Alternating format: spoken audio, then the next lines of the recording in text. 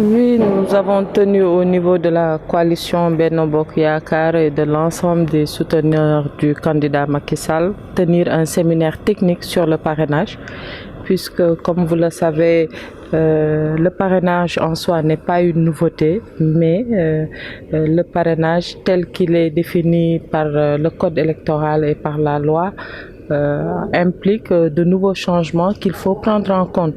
Mais au-delà de cela également, c'est un parrainage qui nous tient très à cœur, que nous prenons très sérieusement, puisque parrainer, certes, n'est pas voter pour un candidat, mais c'est la clé qui ouvre les portes à la candidature pour aller briguer le suffrage des populations. Et de ce point de vue-là, il est utile de partager au maximum toutes les modalités pratiques de mise en œuvre qui tournent autour du parrainage, mais également par moment de nous retrouver pour faire des évaluations de parcours afin de rectifier et peut-être d'avoir de nouvelles orientations pour que notre candidat puisse avoir le nombre de signatures requises pour valider sa candidature.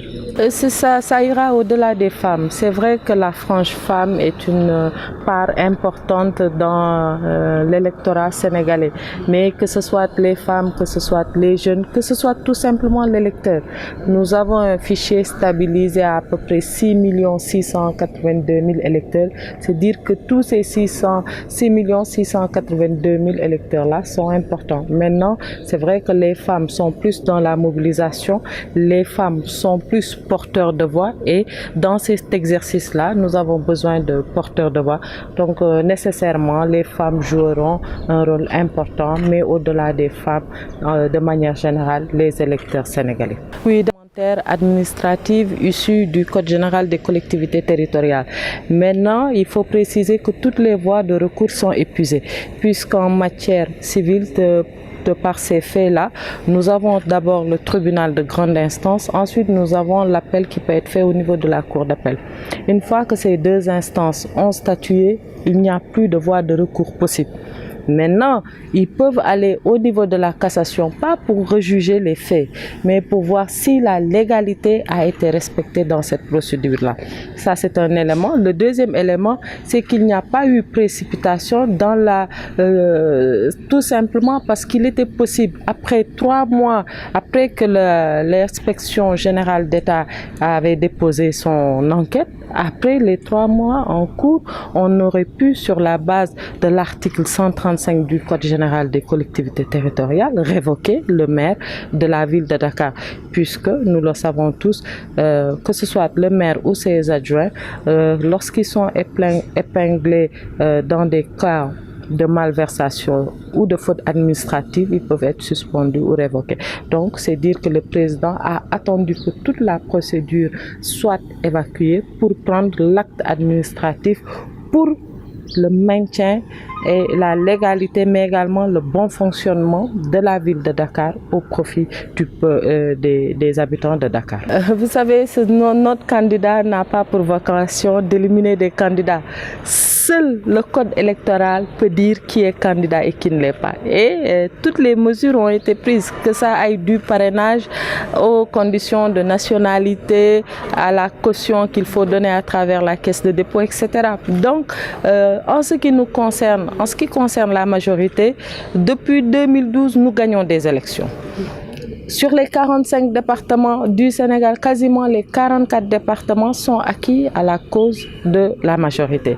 Qui plus est, nous sommes des gens, des croyants de foi.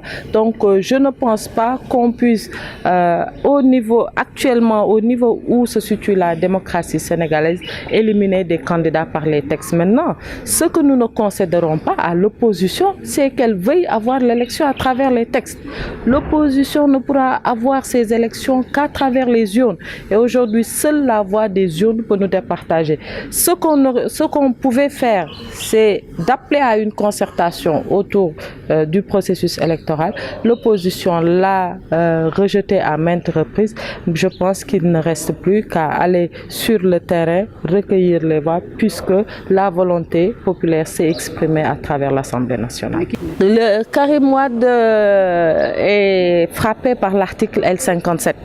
Dans le code électoral, il était clairement indiqué que pour être maire ou pour être président de conseil départemental, il fallait être un électeur, a fortiori et vouloir être président de la République. Même par ailleurs, si l'article L57 ne s'appliquait pas à Karim Wade, même M. Karim Wade n'est pas de nationalité exclusivement sénégalaise. Et c'est lui-même qui l'a dit, ce n'est pas moi. Donc il s'est auto-exclu lui-même. Il faudra leur poser cela parce que préalablement à la nuit en prison, il y a eu la défiance de l'arrêté. Donc je pense que la loi s'applique à tout le monde. C'est pas parce qu'on est acteur politique qu'on ne veut pas que la loi ne vous soit pas appliquée. Ils ont défié la loi. Je pense qu'ils doivent eux-mêmes être conscients qu'il faut qu'ils en assument toutes les conséquences. En tout cas, moi, si j'ai une manifestation qui n'est pas autorisée, je ne la tiens pas. Si, quand bien même je m'entête à la tenir, je ferai que subir les conséquences issues de cela.